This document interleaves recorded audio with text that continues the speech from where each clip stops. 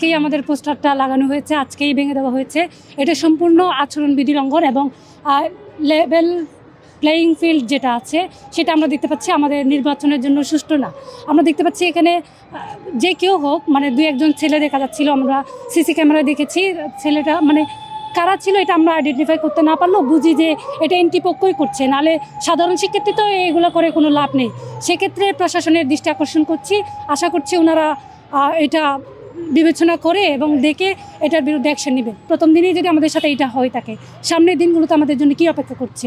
এক্ষেত্রে যদি প্রশাসন এগুলো ডিলেমা হিসেবে দেখায়, সেক্ষেত্রে আসলে নির্বাচন হওয়ার মতো পরিবেশ কতটুকু আছে এটা নিয়ে আমরা শঙ্কা প্রকাশ করছি। আসলে সাধারণ শিক্ষার্থী থেকে আমরা খুব ভালোভাবে সাড়া পাচ্ছি, সাধারণ মেয়েদের থেকে আমরা অনেক ভালো সাড়া পাচ্ছি যে তারা আশাবাদী আমাদের নিয়ে। সেক্ষেত্রে দেখা যাচ্ছে আমাদের যারা ভয় পাচ্ছেন, আমাদের কোনো দুষ্ত্রুটি পাচ্ছেন না, তারা আমাদেরকে বিভিন্নভাবে বিভিন্নভাবে মানে বানোয়াট অপরাধ সামনে এনে আমাদেরকে দমিয়ে রাখার চেষ্টা করছে। এবং আমাদের দেখা যাচ্ছে আমাদের সামান্য পোস্টারটুকু তারা নিতে পারছে না, সামান্য পোস্টারের উপর পর্যন্ত আঘাত আসতেছে। এক্ষেত্রে আমরা প্রার্থী হিসেবে আমরা আমাদের এই যে নির্বাচনের আচরণবিধি, সেইটা প্রশাসন দেখছি যে আচরণবিধি লঙ্ঘন হলেও তারা কোনো অ্যাকশন নিচ্ছে না। সেই জায়গায় প্রশাসনের আরও সুন্দর এবং অ্যাক্টিভ ভূমিকা আমরা আশা করছি। আমার তো তাই মনে হচ্ছে যে আমাদের জনপ্রিয়তা দেখে তারা ভয় পাচ্ছে, এই জন্য আমরা যেন মাঠে আসতে ভয় পাই, আমরা যত পোস্টার বা সশরীরে আমরা আসতে ভয় পাই, সেই জন্য তারা এইসব করতেছে।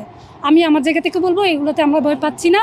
এবং সেই সাথে আমি বারবার বলছি প্রশাসন অ্যাকশন নিক, প্রশাসন আচরণবিধি যেগুলো আমাদের দিয়েছেন সেই অনুসারে তাদের যদি তারা প্রার্থী হয় তাদের বিরুদ্ধে অ্যাকশন নেওয়া হোক। আপনারা প্রশ্নের মাধ্যমে বুঝিয়ে দিলেন যে আসলেই কারা নারী বিদ্বেষী। এখন দেখুন আমার ছবির উপরে, আমার একটা আপুর ছবির উপরে যখন কি বলে একটা কার্টুন এঁকে তাকে বিকৃতভাবে উপস্থাপন করার চেষ্টা করছে, এখানে আসলেই বোঝা যাচ্ছে যে এখানে কারা নারী বিদ্বেষী, কারা নারীকে ভিলেন হিসেবে উপস্থাপন করতে চাচ্ছে। এই জিনিসটাতে এইটা ক্লিয়ার হলো। শিবির আসলে নারী বিদ্বেষী নাকি অন্যরা নারীদেরকে ভিলেন আকারে মানুষের সামনে আনতে চাচ্ছে, এই জিনিসটা মানুষ আবার সুন্দরভাবে দেখলো। আমাদের দাবি শিক্ষার্থীরাও নিশ্চয় এটা ভালোভাবে দেখবে এবং সেই অনুসারে তারা সিদ্ধান্ত নেবে বলে আমি মনে করছি।